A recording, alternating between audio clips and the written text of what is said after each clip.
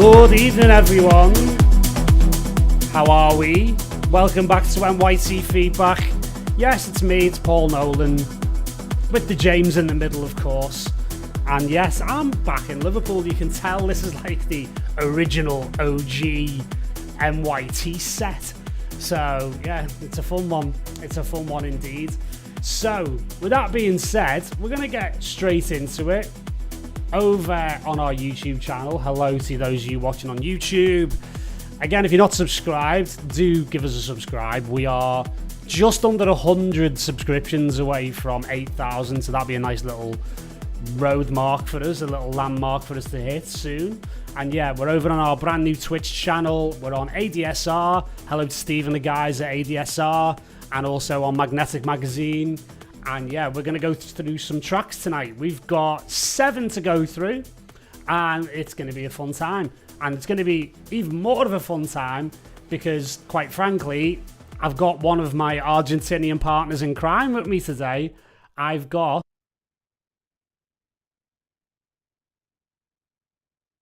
Abayan is well. Abayan is well. Yeah.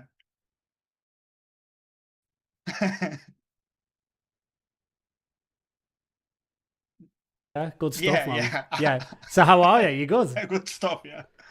Yeah, very good. Very happy to be here. No, mate, happy to have you here. Obviously, you know, we're partners in crime in Argentina when we do get together. We did Demo Dump recently, didn't we, with Nicholas Van Orten and the crew over there. That was a really fun one. That was a really fun one. That was a crazy night. That was a crazy night. And you stayed up, and you stayed up later than I thought that you would be able to. What? Because I'm old. What are you trying to say? Like I'm an old gringo and can't hack it on a Wednesday or Thursday night? Oh my god. Yeah, but you know, our Argentinian time is tough. It's tough on the body. Oh mate, and I'm gonna have to like get used to that again when I get back to Argentina, because now all of my times, it's not just the time difference being 4 hours ahead, it's also 4 hours earlier. I'm having like dinner like 4 hours earlier and stuff, you know. So yeah, or entering the club at 2 a.m. in the morning. What are you talking about? Like we're leaving the club at 2 a.m. here. Well, but yeah, when you go back, you will have to. Readjust. I'm gonna have to. Yeah. The acclimatization. You know, I went to see Sasha and Digweed recently, and it finished at midnight. It's just like, what is this place? What is this place called England? But there you go. Good stuff, man. Good stuff. And yeah, really looking forward to getting your opinions on these tracks tonight.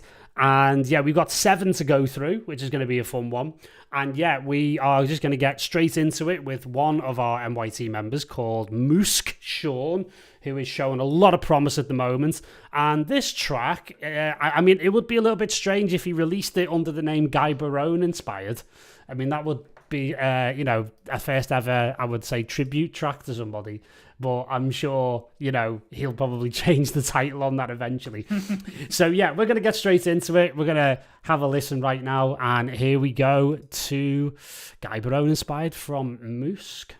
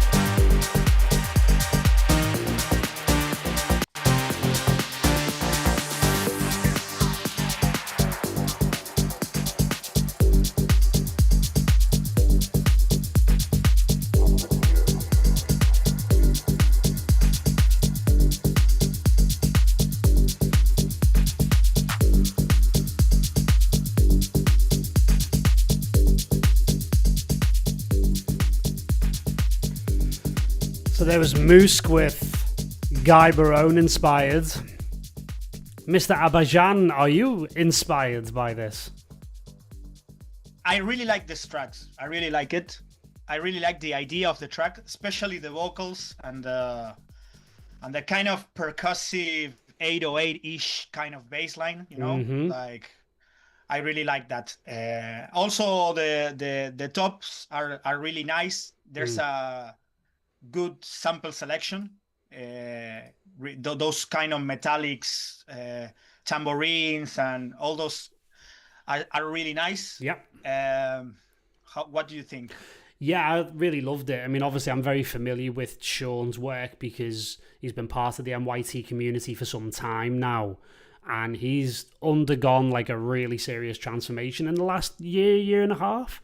So he's now at the point where like he can mix and master his own stuff. And, you know, I've mixed and mastered a couple of tracks for him and like had him sit in on the session so he can learn. And like he's really got a serious, as you can hear from the mix, like the mix is faultless, quite frankly. It's really, really, really good. That was about to praise the mixing because it's really, really, really tightly mixed. Yeah, really, really good. There's a couple of things about the arrangement that I maybe try to look at. Like during the first breakdown, you might be able to filter the tops a little bit sometimes, or maybe just play more with cutting out the tops or to generate some contrast or variation. Yep. So it's not that linear, you know. You can filter it. You can use the fade to gray from Ableton, like to maybe do something to generate more impact because it's like it stays too steady, maybe. Yeah. Then you can do the same like in the middle of the arrangement, like after the first mini break. You can do the same, like play more with like taking out or the drums and put them back in, like something like that. Yeah. I always call that a palette cleanser. Like exactly. Take sounds out for a while, you allow the production to become a little more dynamic, and then later on it comes back in and it gives people a chance to miss those sounds, but it also means you can recycle and reuse those sounds, and then you get, you know, another level of functionality out of them, really. Yeah. You get the track to be more dynamic overall. Yep. And with a very low cost, which is just extracting things. Yeah, exactly. Switching things off and switching things on again. Exactly. And then, like, during the break, I feel like that drop it drops without like with the filter drums. Yeah, kind of filters down with the main synth, right? I would like be careful with that because like I always say like if you have to, you can do that, but you have to have a reason to do it, you know, like otherwise you might as well just drop it, you know, like just drop the track like, you know? It's hot, just like a drop like a regular drop, unless you have a really specific reason, like I don't know, some crazy melody, some crazy effects that is gonna enter, or something unexpected. That's that about the drop. And then you have that main like arpeggiated sequence, which we could call it the lead of the track, which kind of opens during the break. You can experiment like a little bit with like a little bit more of automation, like maybe automate the top part of the sound with some delays and some tweaking a little bit of modulation, like changing some delays, the milliseconds of the delays. Try to do something like to make it more not just filter opening, you know? Yeah, sure. Yeah, I agree with all of that. And then to add on to that, I think, you know, to talk about the breakdown and talk about the build and the drop, I always think that effective breakdowns are always about contrast, right? So you either build it up to a peak of energy in the build and then drop it to something like very simple, like, you know, just a kick and a bass, right? Yeah, exactly. Or you go the other way, where if you go down, then the explosion needs to be like really high energy. Exactly. Yeah. So it's like, for me, it's one or the other. And for me, what I'm hearing in this is I wanted that main synth that kind of opens up. I wanted it to be a little more aggressive, and I wanted it to open up a bit more and be a bit brighter, maybe have a bit more reverb to it. Because even though it's a more deep track, that doesn't mean that there can't be like an aggressive like peak moment. And again, like to do a drop like that, like you said, you have to have a reason, right? You have to have a narrative, storytelling reason for that to be the case. So to do that is from a place of contrast, right? So I just wanted a little bit more from that main synth for it to really open up, really growl, have a bit more dirt and a bit more brightness and a bit more bite to it. And then drop it down to just like, you know, a kick and that lovely sort of chugging, plodding bass that it's got. And then just let the reverbs and the delays and all the sound effects just kind of ring out and just almost like sit for 8 bars and like sort of luxuriate in the drama of it all. And then just go back to that essential groove, if you know what I mean. So I think that's the main thing for me was getting just that little bit more drama out of the break, so the drop can kind of go back to doing what it was doing before. And that's really it, to be honest. I think, you know, you've brought some really great ideas to the table on that one, Luca. And, you know, I think my feedback and your feedback are really like complementing here. So, you know, it's already a really incredibly strong track. And I think, you know, it's really strong. If, you know, Sean, which he does, one of the things I love about working with Sean, and I'm always embarrassing him in public, you know, on streams and stuff when we listen to his tracks, it's like, he's great at just taking on the advice and just running with it. You know, if everyone I ever worked with was like that, my life would be so much easier. Do you know what I mean? So I'm excited to see what he's going to do with this, and he's going to bring it back probably for, you know, one of our private MYT feedback sessions where we go into even more detail and we spend a lot more time picking through the bones of stuff. And yeah, I'm excited. I mean, I'm excited for Sean in general as an artist, because like when I tell you, Luca, like he's got 20 like this. Like he's got an absolute arsenal in the pocket. Oh yeah, dude, not even the pocket, mate. It's like a nuclear weapons arsenal that might need a contract to, you know, stymie the development of. Do you know what I mean? Because there's some absolutely great tracks in there. So very, very excited for Sean, like I said, and yeah, brilliant track to start things off this evening. So thanks for bringing that in, Sean. Amazing stuff. Right, we're going to move on. Robin Thurston, who's another one of our MYT guys, and, you know, quite a seasoned guy. I recently, when I was on Proton Radio for my Featured Artist of the Week mix, which obviously, Luca, you made an appearance on as well, for our ID for the Cosmos Orchestra Conviction remix, which we did a little a sprinkle to. If you watched Demo Dump the other week, you know what we're talking about, with the little vocal on top. I'm still waiting for somebody to find out the Easter egg of what I did to the Hanan and Mercurio remix of my track in that mix. Nobody's pointed it out yet. Maybe it's too subtle, but we'll get there. So we're going to listen to this because I put Robin's track on actually from Particles. He had a few months ago. He had an amazing track out on Particles with a Dimitri Molish remix, and fantastic track. So looking forward to hearing this one now. And yeah, we're going to get going right now with this. Let me just get everything back to where it should be. Excuse me, I am having technical difficulties at the moment. Come on. The wonders of live television. Here we go.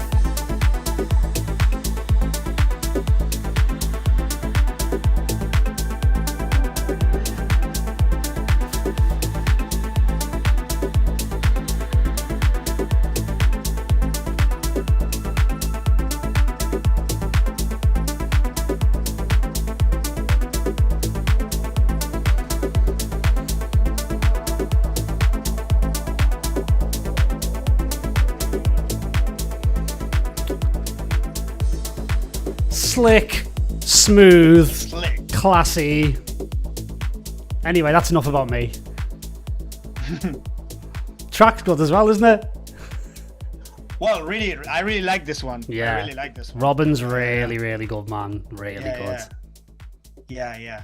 Well, I think that this track exemplifies perfectly what we talked in the previous feedback. Like it builds during the breakdown, and then it drops more minimalistically, but it generates more impact due to the contrast. Yeah. So it's like really, really, really well played. Absolutely, that one. And it's also like, it's not just like high, I always do that, you know, height of tension, but it's also like length of sound. So, you know, when Robin's really building it up, he's always like expanding sounds, like opening up the filters, lengthening the decays, sending off to reverbs, that kind of thing, to like really extend the envelopes. And then when it drops, everything gets really tight again, like the kick's tight, drums are tight, bass is tight, and nothing takes up any unnecessary space. So it's that contrast as well. Like if you're thinking about it from a production standpoint, if you're struggling to, you know, get your builds and your drops right, that can be an essential thing to think about, is like long in the build and then short on the drop. You know, it's that contrast as well. So he's brilliant at that. And one of the things I love the most about Robin is he loves a good chord change as well. Loves that little key change in the bass, you know what I mean, at the right moment. Yeah, I really loved. Also, what I really liked is that he played it. This is a really interesting arrangement that the track has, because it's like he played the bass change after the break, like pretty after in the arrangement. So it's really nice. It's really nice because it continues to. The tracks continues to give you things to keep you interesting. So it's like really, really good. There's only one thing like I would like mention is like there's something with the claps. Right. There's it feels like it's a layering of claps, and one of the layerings is kind of slightly out, too far, slightly far ahead or far like after. And it's kind of like stocks the groove a little bit. Like, so maybe that you can help, because the track overall, even though it's really deep and melodic, has a kind of a rolling feeling. And if it has a rolling feeling, but you have a clap that is like getting like in between that, it kind of stocks the groove, you know? Yeah. So maybe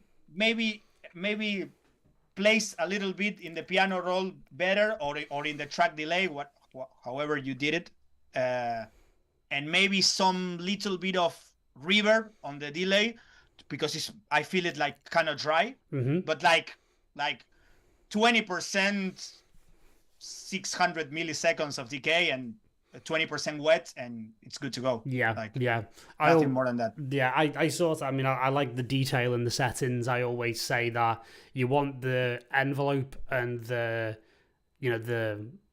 delay on the reverb, the actual decay time, to just be long enough that it dies just in time for the next kick.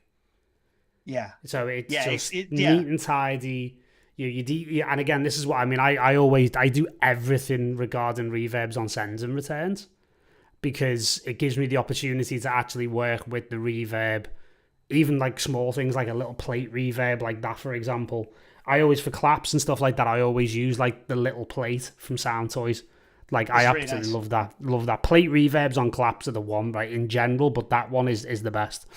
And it's just got this really lovely tight envelope where you can just tune it to like 0.4, like you said, like 600 milliseconds, something like that. And what's really nice about having it on the send and return is that you can actually EQ it like another sound.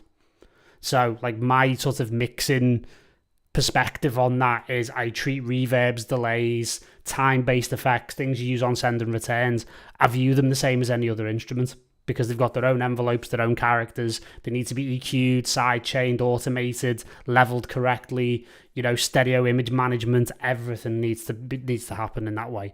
So just a little thing like that on the clap will absolutely do that. And like you say, tightening up the arrival time, like the initial attack of that clap, will work really, really nicely.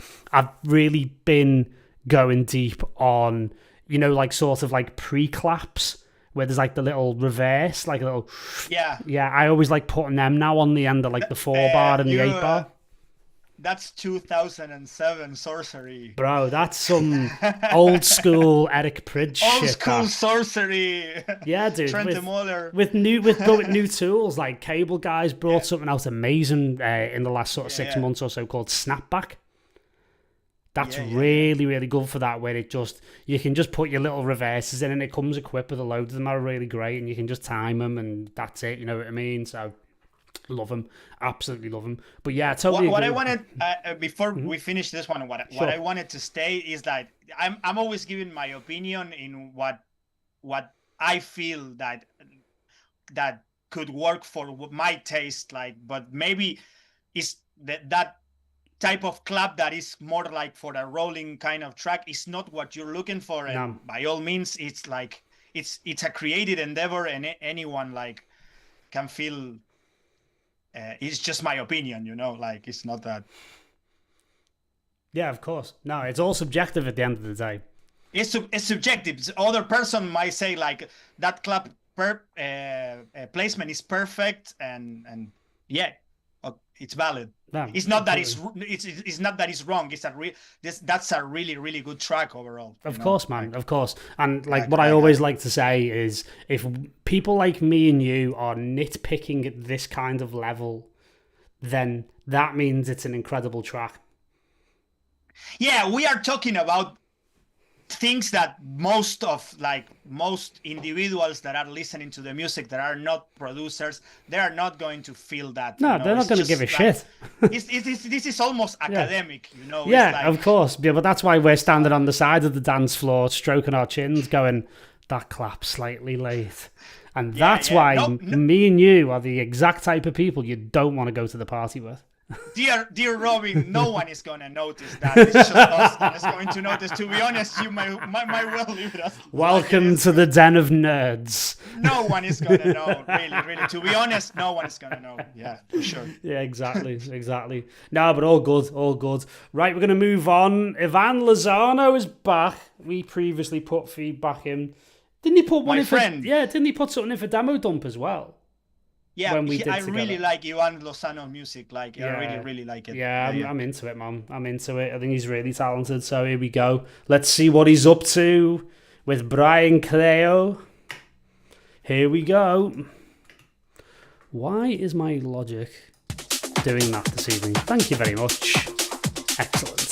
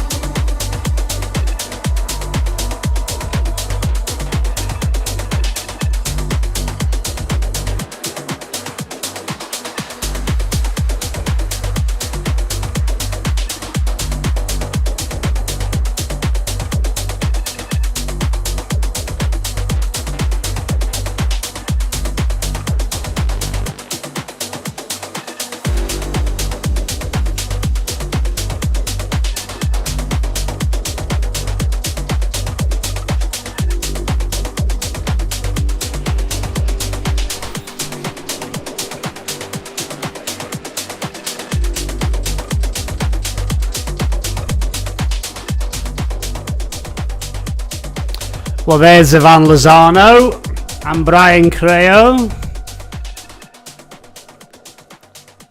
I definitely think the drums and the groove are absolutely top notch in this, Luca. Yeah. It's really like really this modern progressive kind of very club oriented track. Yeah. I really love it. I really love it. Really good track. Yeah. I really like it, although I definitely have some notes. And again, like the whole construction's really good. Like you said, I think you've hit the nail on the head that it's more of a club record. So I think a lot of the creative choices will probably make more sense in a club environment once you hear it on a club sound system. For me, I think the main thing I took from it was in the final third, it lost something for me. And the reason why is because there was I didn't feel like we were arriving at a destination, if that makes sense. What I mean by that is I was expecting things to kind of open up a little bit more.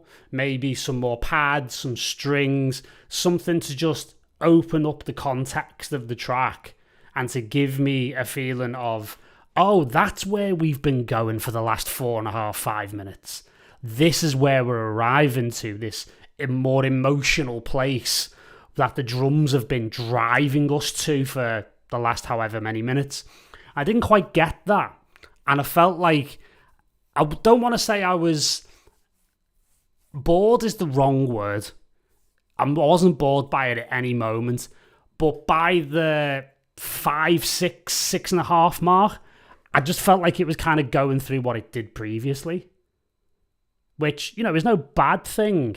But I think there's a level that this record can go up in terms of delivering something. And it could be as simple as just adding in a rising pad or something really like granular and quite sort of epic sound, and just to give things like a slightly more emotional edge to really contrast against the real heads down drums. Because I love records like this. I'll dance my heart out to records like this when I hear them in Argentina. I absolutely love them. But for me, I feel like, and again, this is what we were saying about the last track as well, wasn't it? About Robin's clap sample. It's like, if I'm giving you feedback on this level, it means it's already good. And I can hear the potential in it. And I want you to fulfill that potential. And I really want to push you to the next level. That's where the whole feedback is coming from. I don't know whether you'd agree with me on that one, Luca. Yeah, I agree 100%. This is a track that is kind of it's like the kind of progressive that is kind of the modern progressive. It's not progressive. Right, it's progress. It's the type of Argentinian progressive. Yeah. And it's really groovy. It's really this track. I know this track works well in a dance floor for sure. Oh yeah. This is going to take the books off the shelves at La Biblioteca over the weekend, I'm sure. Yeah, for sure. But then, as you said, maybe during the breakdown, maybe filter some stuff or try to, because the tracks actually it doesn't have a melodic line. No. It's like which is is pretty standard for this kind of genre right now at the moment. This is pretty much on the kind of Mango Alley kind of style music. Oh yeah, totally. Yeah, absolutely. But what I'm finding it's like you say, if you want to push it to the next level of emotionality, maybe incorporate something that maybe during the break or after the breakdown, maybe some melodic line or something that generates more emotion and not just the groove that's really good. 100%, because I want to hear what Ivan is fully capable of. And I mean that both in terms of rhythmic progression, but I also in terms of I want him to make me feel something. I want a hook. I want something that will really shift my emotional state. And the drums definitely do that. But I want to hear range. And like we were talking about recently, it's like you've got to find your own sound. And I think Ivan's nailing, like you said, that, you know, Argentinian progress sound like really, really nicely. That's a good starting point. What separates the good artists, or in Ivan's case, a very good artist, from quite frankly like a fucking great artist, is that he can take it from here and do something truly unique with it. And that's a process that'll happen over time. So I'm really excited about Ivan. I've heard a few of his tracks now. I've liked all of them, and that's great.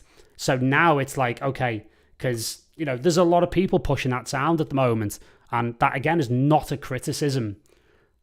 But the only vacancy that's available for Ivan to be is the best Ivan Lozano he can be. And he's going to have to do that by experimenting and bucking the trends a little bit. Because one of my favourite questions is always, what are you going to do after the bandwagon leaves town? Yeah. And also Brian, because they collaborated with this one, of course, Brian as well, yeah. We're talking about both. Yeah, exactly.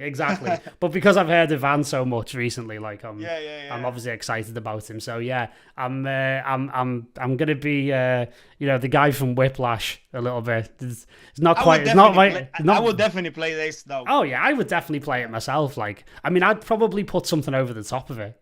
You know, like an acapella or something, or like a synthapella from another track that's in key in the final third, you know, to give it that extra edge.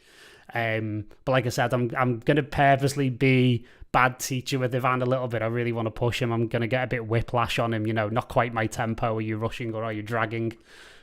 That kind of thing. So, no, but fantastic, Ivan. Thanks for bringing it in, as always, my friend. Right, we're going to go to Paul Fakos, who has a fantastic story.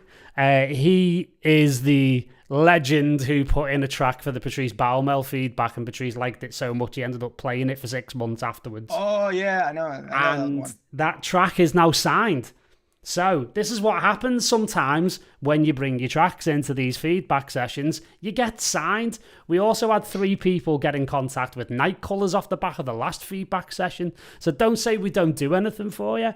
So Paul got Sirens thanks to Patrice's efforts and a few other people, to Vapor Recordings, fantastic label. Casey Taylor's label out in Australia, and yeah, that's going to be coming out soon, so look out for Sirens on its way out. And this is another collaboration with Shodgers, Mr. Sam Hodges, who I met out in Amsterdam last year at ADE, because there were bloody Australians everywhere at ADE last year. You couldn't move for them. There was like basically bump into an Aussie. I think the only people who were there was only very slightly more Argentinians there than Australians, to be honest. So, you know, it is what it is. So yeah, here's Paul with Solaris alongside Shodgers.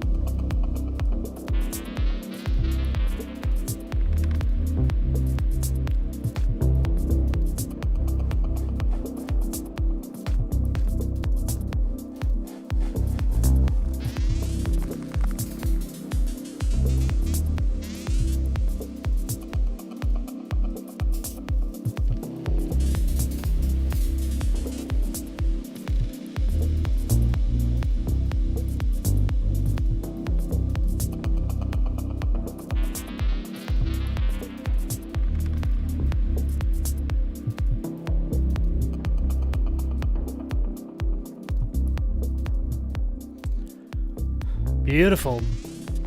Beautiful. That's definitely one for the deeper dance floors, I think. Yeah, for the more mature ones. Yeah, exactly. For the discerning ear. Yeah. Yeah, exactly, dude. Yeah. This is like quite an interesting track because it's really unique. Like that's what I felt listening to it. It's like a really unique track and it's one of those tracks that truly exemplifies like less is more sometimes. 100%. Yeah, Paul is the master of that.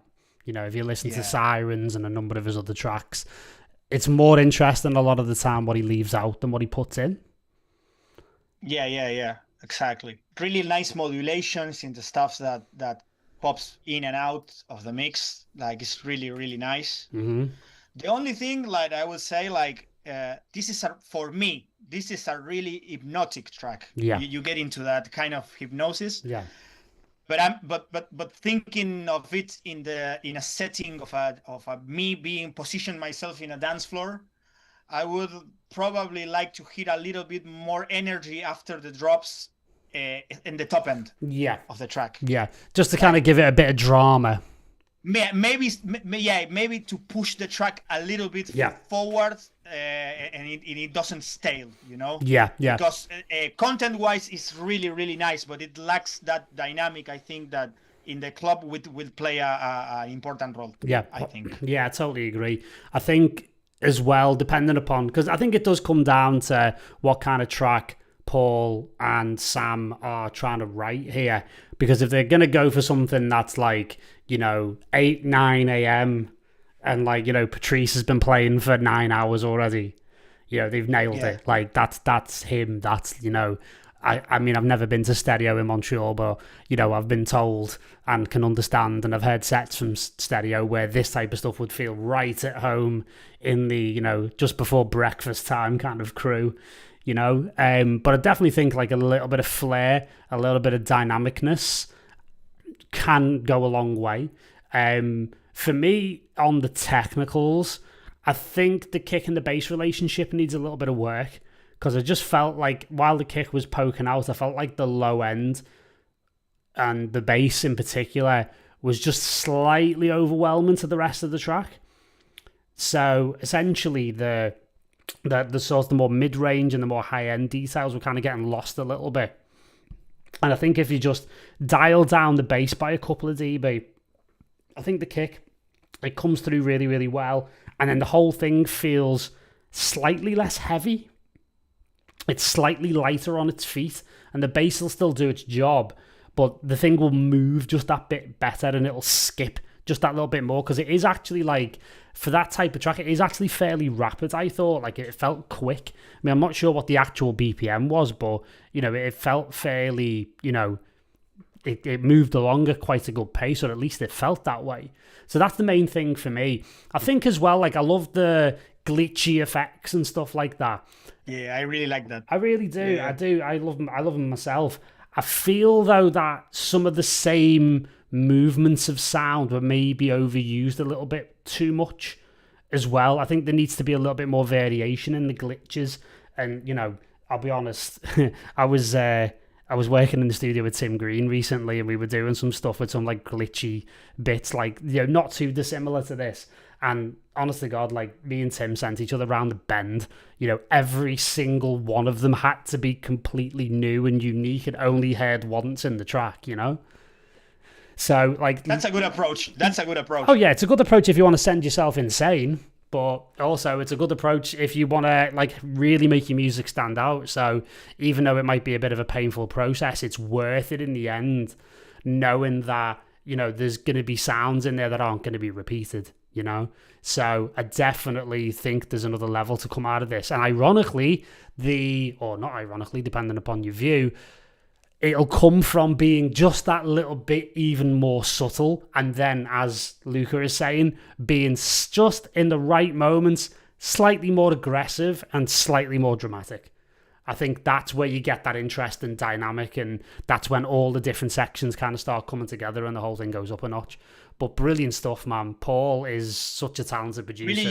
Really unique. Oh yeah, absolutely. And Sam Hodges is knocking some stuff out as well. That's like a really nowadays is really important. Well, that's what we were saying about Ivan, right? It's like, you know, if you contrast like Paul with Ivan, it's like Paul is like I put the needle on the record, metaphorically speaking, and I instantly know it's a Paul Fakos record.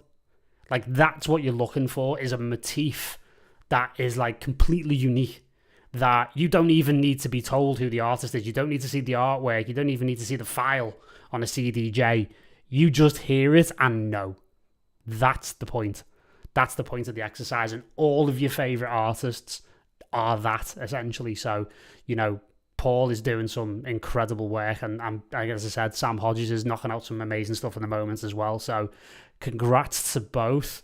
Right, we're going to go to Chris Lloyd. This is called Bittersweet. Hopefully, it'll be more sweet than bitter. Here we go.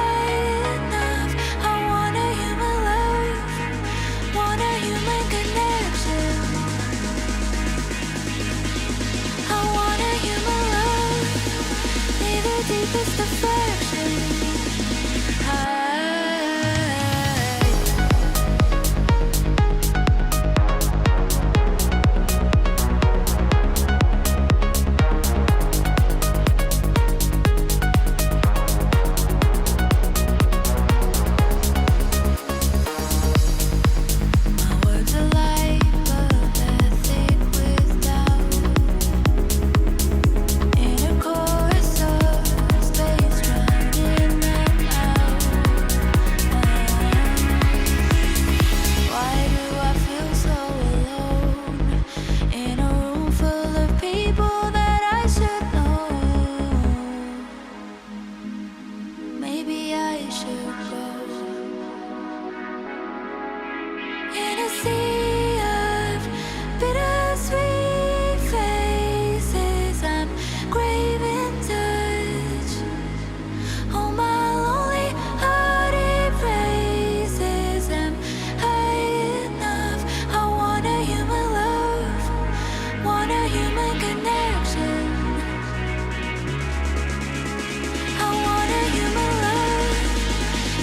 deepest affection.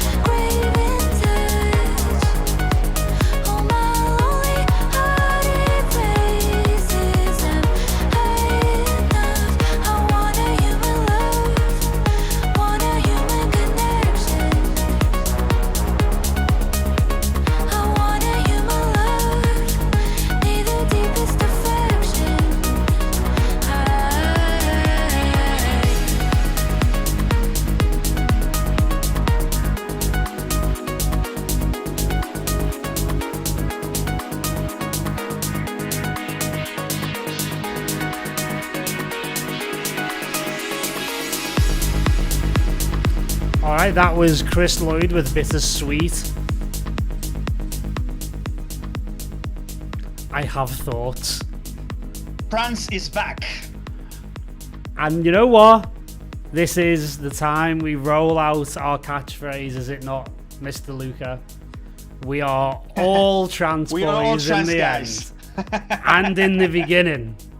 And in the end. Exactly. It all comes back to trance.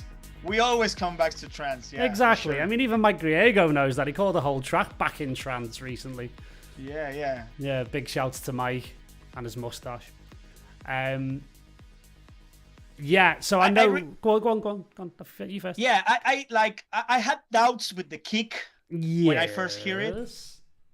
Maybe some boxiness in the like 300 to mid area. Yeah. But then when it played with the bass, it didn't feel that off. No, because I think the bass filled in the gap from the kick.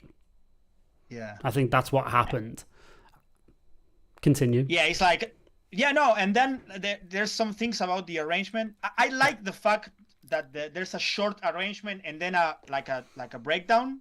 I like to mix those kinds of tracks sometimes in the set, to do a fast mix. But for me, the problem is that resource that is used in the first part of the arrangement is used two times afterwards, Exactly. So it's like you using the same bullet 3 times. So and we are going trancy, aren't we? There's a bullet in the gun. Yeah. We are fully back to 1998 now, mate. Yeah, for sure.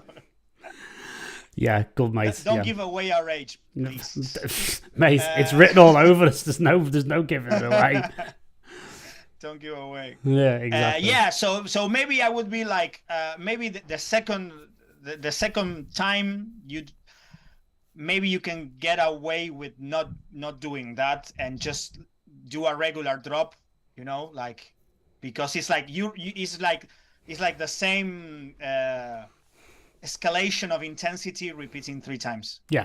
And then after the main breakdown, I assume it would be the last one, the vocal comes back again. And I think like by the end of the last break, I think the vocal gave all that it had to give.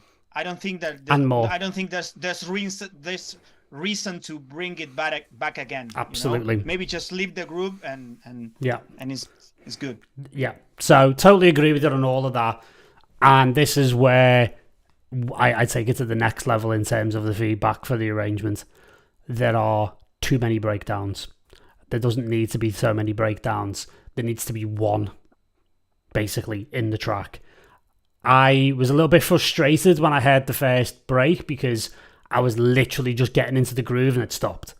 And then it did a build up and then it dropped. And then I probably got like another 16 bars and then another breakdown. And like Luca said, the vocal then comes in, it's good and everything, drops, I get another 16 bars, and then I get another breakdown of an equal length, maybe a little bit shorter than the first one. So this track needs to be, for me, refocused. And Luca also made a very good point before, which is the vocal only, in my view, as well as Luca's, only needs to be used once, twice at the absolute most. So for those of you who have heard my feedback over the years, and it was actually quite a funny anniversary I had a few weeks ago. It was, I think, the 12th, it was like 12 years to the day since I met Nile Rodgers from Chic and had like this outrageously detailed conversation with him about music and music production and stuff. And he talked to me at that time about what he called the one-time only event. And this type of thing takes balls to do, which is have an element so good that you only use it once in the track. Because then people, metaphorically speaking, pick the needle up and put it back to the breakdown, for example, and they want to hear it again because what happened was so outrageous that they needed to make sure they heard it right the first time. But the discipline is in only doing it the one time. So we don't need, like, I mean, if you look at the waveform, half the track's a breakdown. Like, we don't need that much time out, you know? And that would be difficult from a DJ situation to actually play as well. And I know what kind of sound you're going for. You're going for that sort of melodic techno, that kind of Masano vibe. And obviously I've got a long history with Masano, so I know exactly what kind of thing you're going for.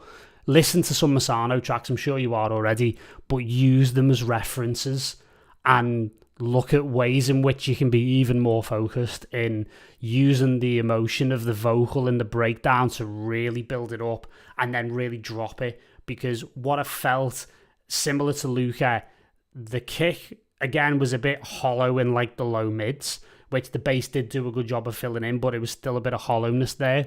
And a lot of your sound designed, you know, rippley, wobbly, sort of like, you know, Sidham wavetable-y style sort of womp type sounds on the triplets, they were a little bit thin sounding. And I think one of the reasons why is because you were trying to make room for the vocal to come back in. So if you remove the vocal from the equation in the final third entirely and just let it be all about the sound design and that contrast, you know, it's like, it's almost Skrillex, you know, scary noises and nice sprites. It's like somebody almost crossfaded into another track, you know, and that's totally fine to do that, to have that contrast, to have sweet emotional vocals and some lovely uplifting trancey synths in the break and then drop it to something like really bassy, really aggressive, really in your face in terms of the sound design. So I would like you to take another track, or another crack I should say, at the arrangement, and I wanted you to discipline yourself to use only one breakdown. Personally, I think you can do it and keep things interesting in the exact same runtime that you've got for the track right now, which is basically 6 minutes. So this is where the discipline comes in, and it's going to force you to look at the track and understand where the gaps are and what you're going to need to do to fill those gaps to keep the track interesting, and then be able to deliver emotionally on a build, a break, the vocal and everything, the emotion, and then the drop into something a lot more aggressive. So, you know, it's close. That's the good thing. Like everything I've just said, I don't want to make it sound like that you're not closer than you are. I'm saying all of this because you're very close. It just feels like the track itself is a little unfocused at the moment. And just having that single breakdown, again, this is like the Patrice Baumel like school of all things arrangement, one of everything, basically. So have a go of it with one breakdown, and I can guarantee you it's going to force you into some really interesting creative places and creative decisions, which will directly and indirectly lead you to fulfilling the potential of the track. But excellent, and a lot of potential. No, what I wanted to just end up with, like, maybe more on a kind of philosophical note, you know. It's more like, because when I see tracks from this kind of genre that is more like commercial could be like oriented, and it's a common practice to use the lots of things coming in and out all the time, you know, a lot of transitions, and I think Sure. that comes from the fact that there's there's this thing of attention span, and they feel like people are it's going to get bored if you have a long chunk of track without any contrast in a moment, and we producers sometimes have that can fall victim into that train of thought, Yep. you know, and do and overdo it, you know, like 100%. 100%. so yeah. Yeah, absolutely. I totally agree with you. We fall foul to many different mental gymnastics. No, because don't social we? media thinks that our attention spans are like you know, weak, basically. Yeah, exactly. But hey, most people have hung with us for nearly an hour and a half, so that can't be the case. No, this isn't. Yeah, exactly. Right, we're going to move on. We've got 2 to go. We've got Vince Jones. I selected this track hopefully because it might be famous movie star and former footballer Vinnie Jones. I'm really hoping it is. It'd be really great if like Vinnie Jones all of a sudden was making techno. I've just put a track out that I still need to put in. Hang on one moment. I need to do. I'm very remiss. I'm getting a bit ahead of myself there. Right. So we're going to listen to Dervish, and then we're going to finish off with Moon Motel with Sands. So that's the running order. So let's have a little go at this, shall we?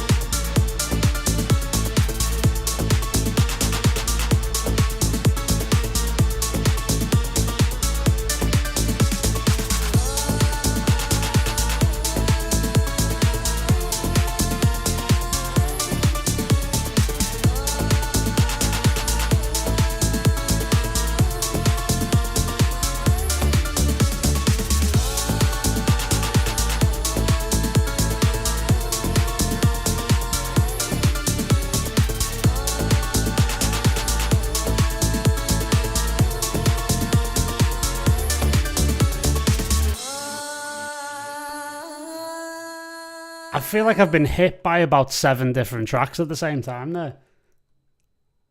Yeah, I really like it though. Like it took me to the 90s. You know, it's like really. It reminds Very me of much so.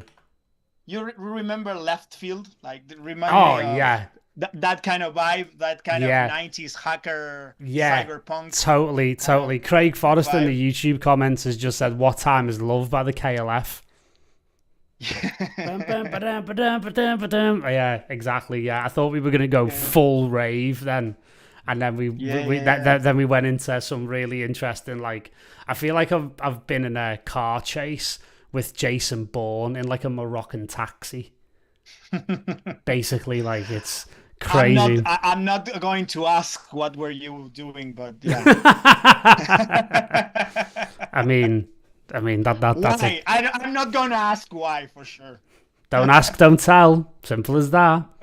Simple as that. Now, I really enjoyed this. I think it could be a bit longer.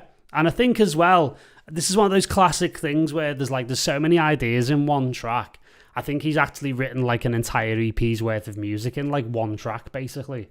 I feel like I've listened to a mega mix of like half an album, which is a good thing because then that means, some of those ideas I think can be stripped out and can potentially be used in other tracks because they're all good ideas. I just don't necessarily, I'm not convinced that they all should actually like belong together, if you know what I mean. Yeah, but maybe you say like maybe the ARP, maybe you choose or the ARP or the vocal. Yeah. Like say, for instance, yeah. Yeah, exactly. But the technicals are all good. Be. The technicals are all good. Groove's fantastic. There's some amazing sort of groovy elements in there. Bass works really well. So Bass work, I really like the sound design and of the mid basses and stuff. Really good. Yeah, totally. Really well done. And it's got a slightly sort of tech housey groove, but it's executed in like such a good, interesting way that it's kind of hard to hold it against it. You know what I mean? But it's an interesting one for sure. And like I say, I think there's multiple tracks worth of interesting ideas in there. So I don't know, maybe Vinnie Jones could have a career in film scoring now. He's making music. I'm sure he's heard that many times before, Vince Jones. Like, so sorry for making that joke 3 times, but yeah, really good stuff, mate. And like I say, I think you could expand it out because 3 minutes 20 is a little bit on the short side. So I definitely think you could expand it out to like 5 minutes or so, and then extrapolate on certain ideas, like me and Luca were talking about, and then save others for other tracks. That's something that happens alarmingly regular. I find myself doing that all the time where I'm like trying to cram as many ideas into a track as possible, and then I realise, actually what I'm doing right now is unconsciously writing the next track. So it's always good to go through that process. And sometimes tracks like this, I call them mother tracks because a lot of the time people don't hear those tracks that I'm stuffing all those ideas in. What they do hear are the babies that track made, basically. So and often a good practice that us producers sometimes don't do, like, is like saving, like maybe you have a track that is like you're not sure of it, but you leave it as nothing and you don't save the elements that are actually good, the track that you can use afterwards in another track. Yeah, absolutely. So that's a really good practice because massively. Sometimes you're stuck in a track and you have a really good element in the same key and it's just a matter of dropping it and you already unlock 100%. the potential you had for that other track. 100%. And if you're constantly saving the sounds that you're designing yourself into a custom folder of presets and Ableton racks or Logic channel strips if you're using Logic or whatever, it's amazing what happens because all of a sudden, like you were talking about sounding like yourself, you start from such a customized, individualized, unique standpoint that you can only sound like you eventually stop sounding like everyone else.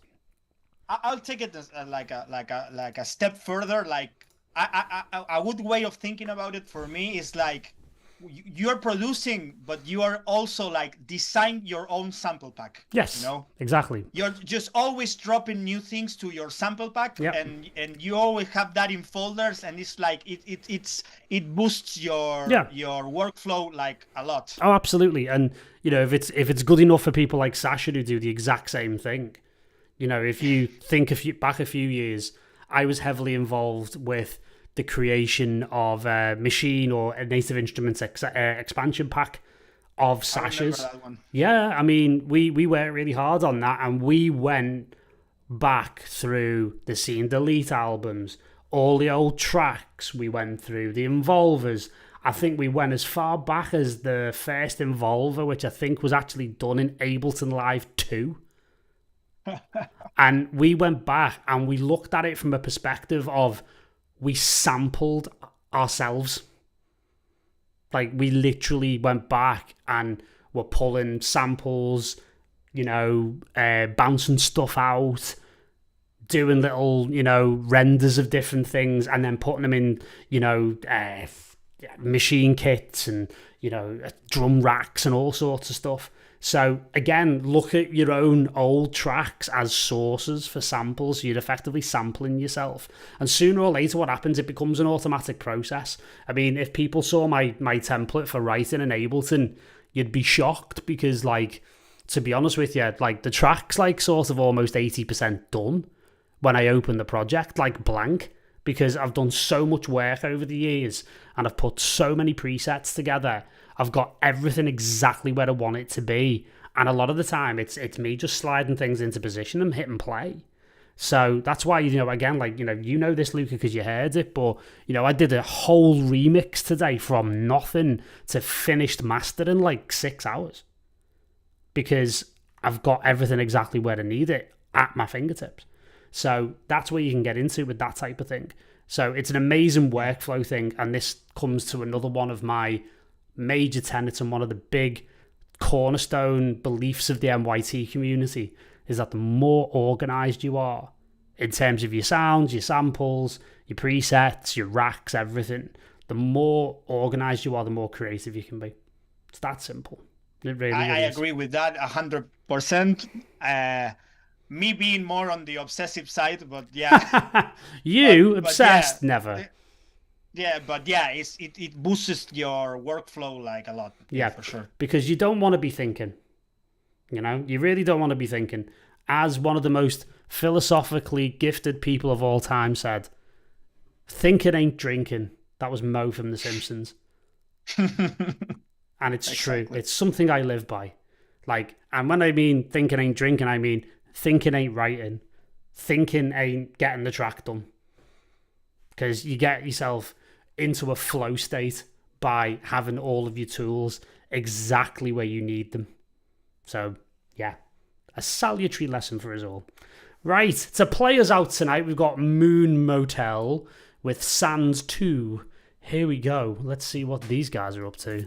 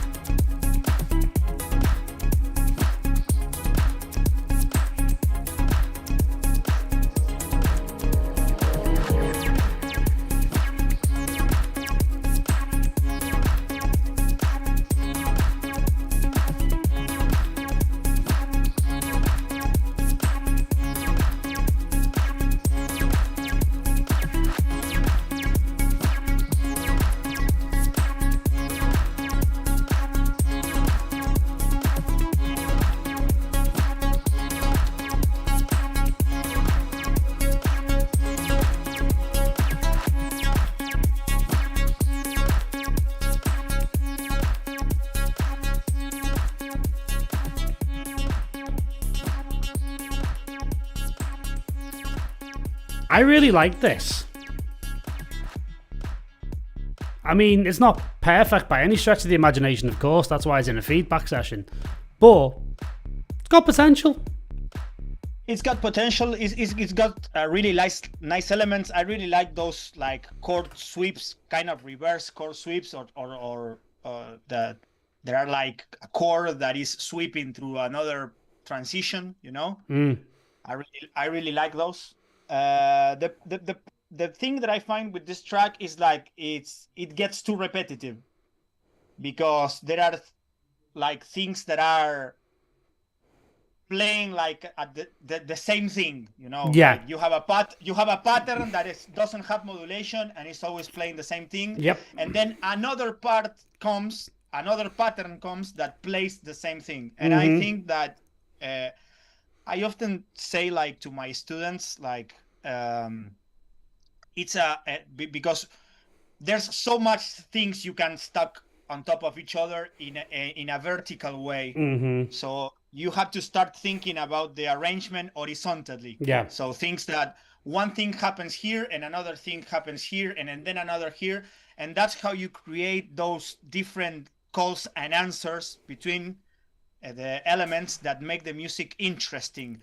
Because if you put a pattern on top of a pattern and another pattern, it's like it's going to get repetitive independently of if the patterns are good or not, you know. That's what I think. 100%. So my take on what you just said there has always been that people tend to add more layers to give themselves the feeling of progression, when actually what they're doing is they're either covering up for a deficiency in the elements of the track, so they add more stuff to make it sound better or bigger, or they're just avoiding doing exactly what you're talking about, which is arranging the track horizontally, not stacking things vertically, because it's often a terrifying thing to expand the track out vertically, especially if you're in Ableton and you're stuck in the session view, because what that process does is ruthlessly expose the gaps. It shows you exactly where the track is deficient. The thing is, that's exactly what you need, because you're not going to be able to complete the track to the correct standard if you don't have those deficiencies and those gaps shown to you. So you're absolutely right, Luca. It's an essential thing to try and, at the absolute earliest possible moment, get it into the arrangement view and get like a nominal structure going. So once you've got a skeletal, like structural arrangement going, and I don't mean automation, and this is the other aspect as well, I always recommend that artists do the arrangement like as a block almost, and you can tell a track's really good when it's still interesting based solely on its arrangement, and it doesn't need any automation for it to be interesting. It can be really engaging and can really move based solely on elements and instruments coming and going in different combinations. And then that's when you layer on the automation afterwards. So, yeah, there's a you know, a lot of like sort of philosophical points to be made there. You know, in terms of the technicals, Abraham is right because he's in the YouTube chat. I am about to roast it a little bit. Basically, I think there's a few problems with some of the elements, and he's in the chat. Yes. May I ask, like, in what key is the track? I mean, yeah, you can. Let's see whether he comes back and tells me. If not, we can find out very easily. Yeah, I can play a piano here, but I don't. Well, no, I've got mixed in key live here, so I can just, you know, play it again and find out, you know. So basically, like I think the kick needs a little bit more edge to it. The clap, I'm going to be honest with you, the clap I didn't like.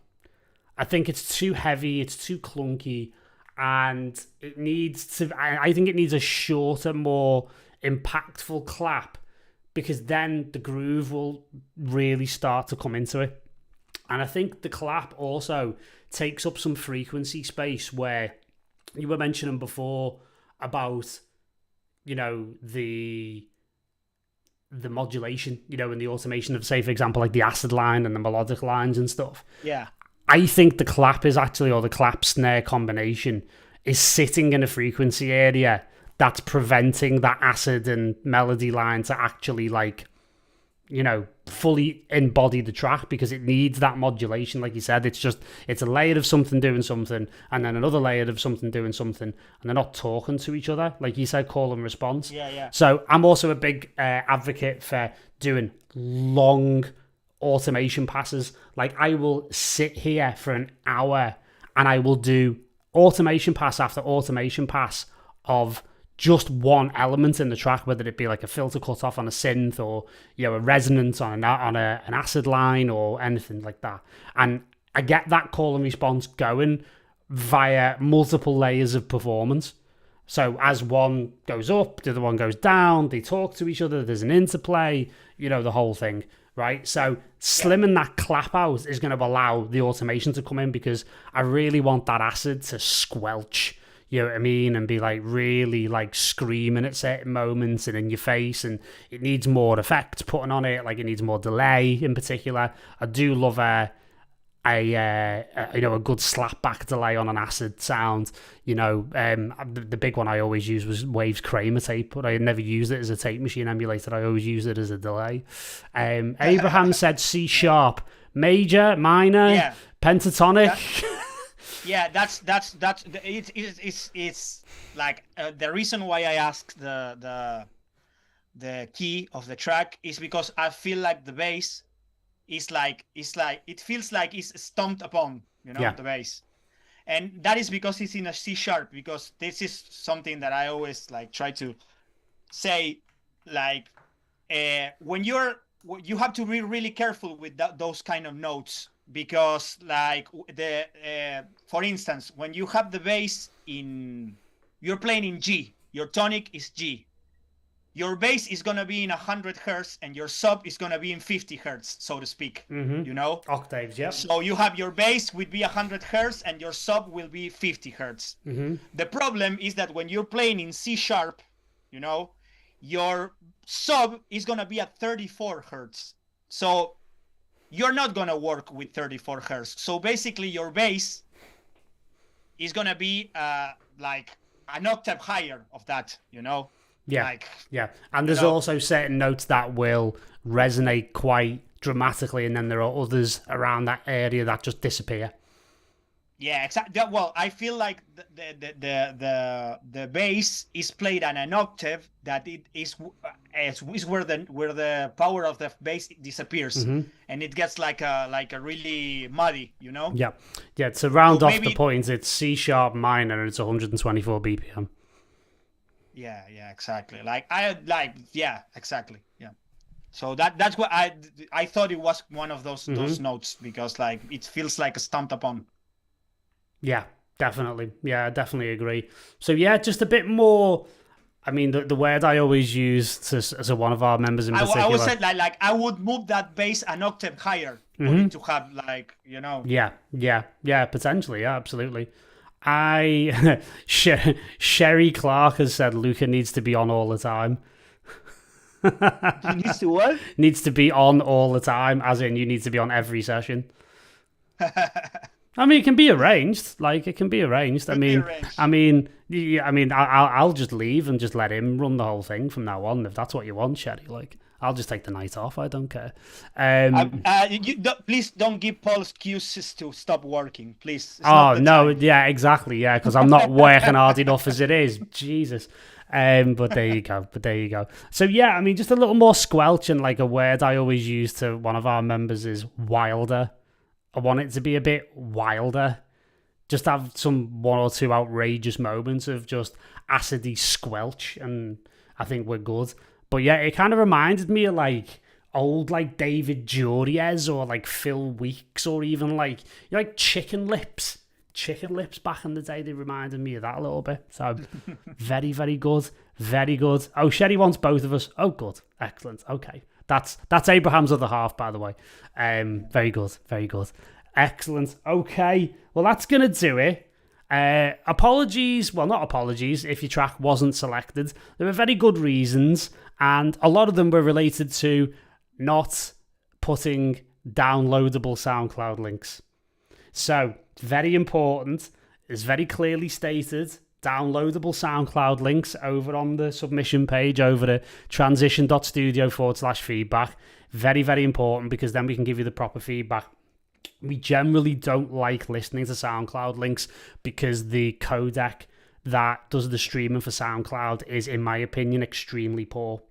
So it leads to suboptimal feedback. So we like to do it this way. Also, as well, it's a good thing to understand this because, again, it's good practice for submitting to record labels in the correct fashion as well. So it gets you into good habits. So there you go. So thank you very much, Luca. Absolute pleasure to spend a couple of hours with you. My pleasure, bro. My pleasure. Really, really, really good music going on in here. Yeah, very much so, very much so. And, you're part of the family, so, it's entirely exactly where you belong. So, yeah, we're going to be back soon. Keep it locked for some more announcements on future sessions. And again, if you're on YouTube and you haven't subscribed, please do. It helps us out a lot. We've just got about 110, 112 subscribers away from 8,000, which I'm very, very happy with. And we've got a couple of new videos up for you Logic heads about all the new features in Logic 11.2. The stem splitter is absolutely insane. I think it's the best in class now in the industry. I'm about to do another video in the next few days where I'm going to do a shootout of all the best stem splitters, and I'm fairly confident Logic's going to come out on top on that one. And also as well, a lot of the new workflow tools for mixing and mastering in Logic 11.2, absolutely insane. So yeah, give those videos a watch. We've got daily shorts hitting as well from people like Tim Green, Patrice Baumel, Guy Barone. Eventually, Luca will come out in the wash and give you some tips, I'm sure. And just keep it locked to all of the socials as well for what's going on in future. There's plenty coming. A lot of new things on the way. Don't want to say big things coming, but you know what I mean. Anyway, thanks very much, guys. Really appreciated it. Great session as always. And see you guys soon. Much love.